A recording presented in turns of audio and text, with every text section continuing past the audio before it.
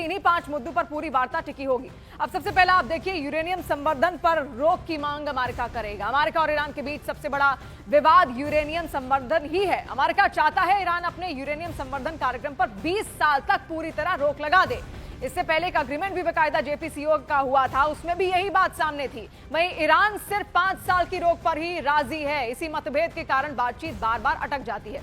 दूसरा बड़ा कारण है यूरेनियम का भंडार। यूरेनियम के भंडार को लेकर भी दोनों देशों के बीच तीखी बयानबाजी लगातार देखने को मिली है। पिछले दिनों भी डोनाल्ड ट्रंप ने दावा किया था उस वक्त कि ईरान अपने यूरेनियम भंडार अमेरिका को सौंपने को तैयार हो जाए। इसके जवाब में बाकायदा ईरान ने ट्रंप पर पलटवार करते हुए कहा कि वो 1 घंटे में 7 झूठ बोलते हैं। फिर तीसरी बड़ी वजह है हॉर्मुज स्ट्रेट। हॉर्मुज स्ट्रेट हालिया सैन्य तनाव का बहुत बड़ा एरिया बन चुका है। 28 फरवरी से इस रूट पर नाकेबंदी की गई। इसी रास्ते से दुनिया का बड़ा तेल आपूर्ति हिस्सा इसको कहते हैं। नाकेबंदी के बाद वैश्विक अर्थव्यवस्था पर पूरा असर पड़ा और कई देशों को आर्थिक नुकसान भी झेलने पड़ रहे हैं। अब चौथा बड़ा कारण है प्रतिबंधों में ढील। ईरान अमेरिका द्वारा लगाए गए आर्थिक प्रतिबंधों में राहत चाहता है।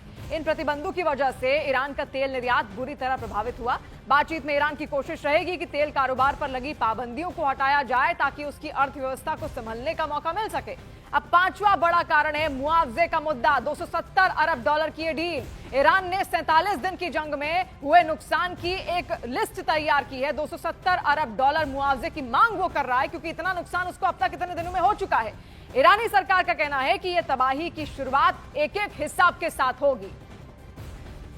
तो देखिए, इस युद्ध के बीच एक नई चर्चा भी निकलकर सामने आई। ट्रंप को लेकर ये चर्चा चल रही है और वो ये कि ट्रंप जब सिचुएशन रूम में जाते हैं तो कुछ बहुत बड़ा ही होता है।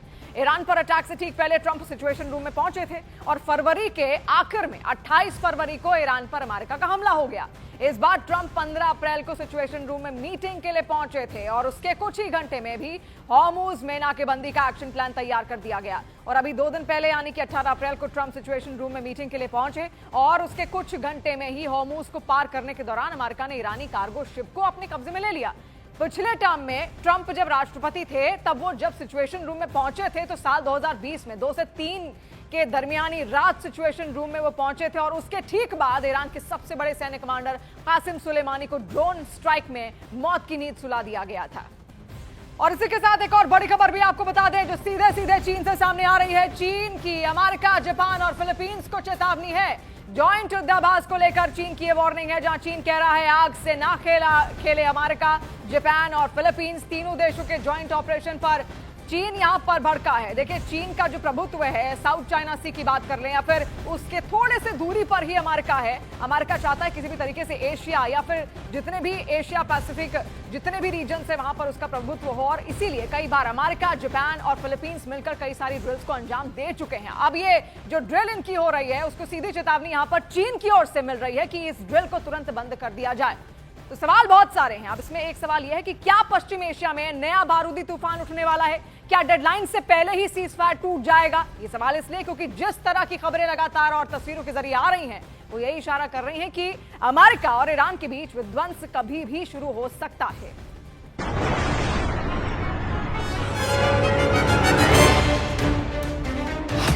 फिर तैयार हो रहा है जंग का मैदान। फिर मचने वाला है पश्चिम एशिया में कोहरा। टूटने वाली है सीज फायर की डेडलाइन। सीज फायर कागज में भले ही मौजूद हो लेकिन जमीन पर हालात बिल्कुल अलग कहानी कह रहे हैं। खाड़ी क्षेत्र में बढ़ती सैन्य हलचल, समुद्र में तैनात जहाज और लगातार हो रही निगरानी इस बात का संकेत है कि भरोसा कमजोर पड़ चुका है।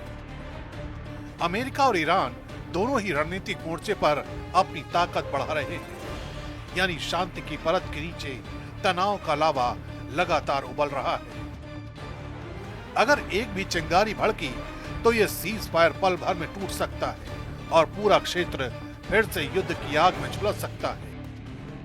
तेहरान से आई तस्वीरें भी संघर्ष की तैयारी की ओर इशारा कर रही हैं। सड़कों पर बड़े पैमाने पर लोगों की भीड़ जुट रही है। महिलाओं की रैलियां और हथियारों के साथ प्रदर्शन हो रहे हैं जो ये दिखा रहे हैं कि माहौल सिर्फ राजनीतिक नहीं बल्कि सामाजिक स्तर पर भी सख्त होता जा रहा है। संदेश साफ है, ईरान किसी भी हमले का जवाब देने के लिए तैयार है। ऐसे में अगर सीज फायर पर दबाव बढ़ा या कोई नई सैन्य कार्रवाई हुई तो हालात तेजी से बिगड़ सकते हैं और यही वो स्थिति है जहां से विध्वंस की नई लहर उठ सकती है। दूसरी तरफ इजराइल और अमेरिकी खेमे में भी हाई अलर्ट की स्थिति बनी हुई है। संभावित हमलों और जवाबी कार्रवाई को लेकर सैन्य और राजनीतिक स्तर पर लगातार समीक्षा हो रही है। हालिया रिपोर्ट में ये भी संकेत है कि सीज फायर के टूटने की आशंका को देखते हुए इमरजेंसी तैयारियां तेज कर दी गई हैं। यानी दोनों पक्ष सिर्फ इंतजार की स्थिति में हैं।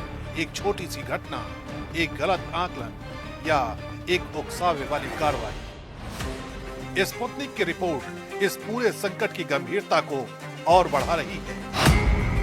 रिपोर्ट के मुताबिक अमेरिका ने चुपचाप जॉर्डन में अपने एयर डिफेंस सिस्टम की तैनाती बदल दी है। सैटेलाइट तस्वीरों में थाड और पैट्रियट मिसाइल सिस्टम की मूवमेंट साफ देखी गई है। ये बदलाव किसी सामान्य अभ्यास का हिस्सा नहीं, बल्कि संभावित हमले के खतरे का संकेत माना जा रहा है। ईरान से बैलिस्टिक मिसाइल और ड्रोन हमलों की आशंका के बीच अमेरिकी ठिकानों की सुरक्षा रणनीति को मजबूत किया जा रहा है। यानी आने वाले घंटे एक बार फिर विध्वंसक युद्ध की आशंकाओं से घिरे।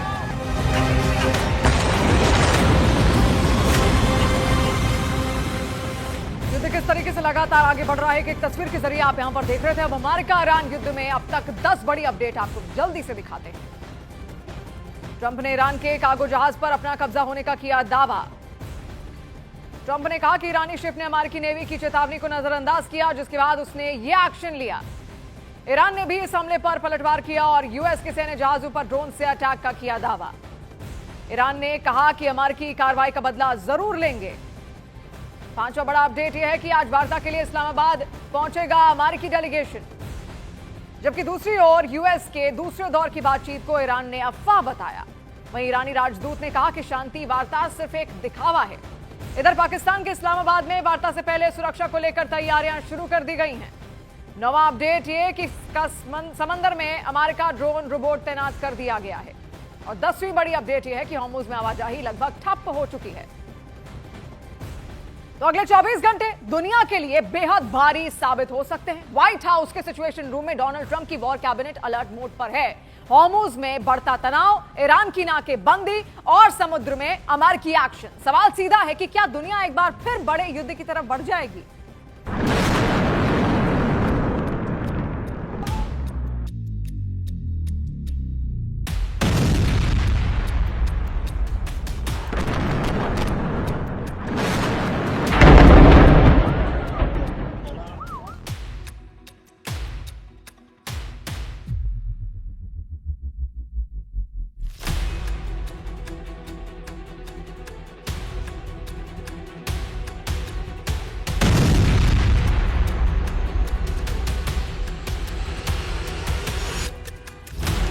पश्चिम एशिया में फिर छाया युद्ध का साया।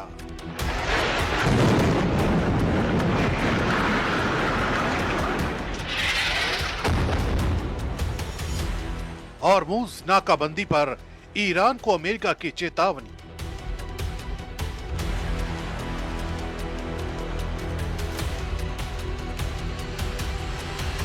चौबीस घंटे में फिर महायुद्ध का ट्रिगर ऑन। युद्ध की क्लॉक एक बार फिर चल पड़ी है। हॉर्मुज़ में बढ़ता तनाव अब सिर्फ चेतावनी नहीं, बल्कि टकराव की सीधी आहट बन चुका है। ईरान की नाकाबंदी की धमकी और जहाजों पर हमलों की खबरों ने दुनिया की सबसे अहम तेल सप्लाई लाइन को खतरे में डाल दिया है। वहीं अमेरिका ने भी साफ कर दिया है कि अगर हालात नहीं सुधरे तो जवाब कड़ा होगा। इस वक्त कूटनीति और सैन्य तैयारी अब आमने सामने खड़ी है।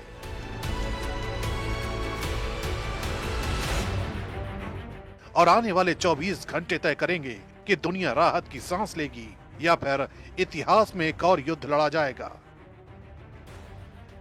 ऐसा इसलिए क्योंकि एक्सियोस की रिपोर्ट से दुनिया दहशत में है। इस रिपोर्ट के मुताबिक ट्रंप की वॉर कैबिनेट की आपात बैठक हुई है। इस बैठक में उपराष्ट्रपति जेडी वेंस, विदेश मंत्री मार्को रूबियो, रक्षा सचिव पीट हेग्सेथ, ट्रेजरी सचिव स्कॉट बेसेंट और chairman of joint chief of staff Dan Caine शामिल थे। यही नहीं, बैठक में खुफिया अधिकारी भी मौजूद थे। इसी बैठक के दौरान जो खबरें निकलकर सामने आईं, वो दुनिया को डराने वाली हैं। Chairman of joint chief of staff Dan Caine के मुताबिक अमेरिका अब सिर्फ निगरानी तक सीमित नहीं रहेगा। ईरान से जुड़े हर जहाज पर नजर रखी जाएगी। जरूरत पड़ी तो जहाजों को इंटरनेशनल वाटरवे में रोका जाएगा और उन्हें कब्जे में लिया जाएगा, यानी ईरान के जहाजों की वैश्विक घेराबंदी की जाएगी। अब तस्वीरें भी इस बढ़ते तनाव की कहानी को बयां कर रही हैं। अमेरिकी सेंट्रल कमांड ने अरब सागर से जो तस्वीरें जारी की हैं, वो साफ दिखाती हैं कि नाकाबंदी सिर्फ योजना नहीं बल्कि जमीन पर चल रहा ऑपरेशन है। Dock landing ship USS Rushmore LSD-47 पर तैनात अमेरिकी नाविक और मरीन ब्लॉकेड मिशन में एक्टिव हैं।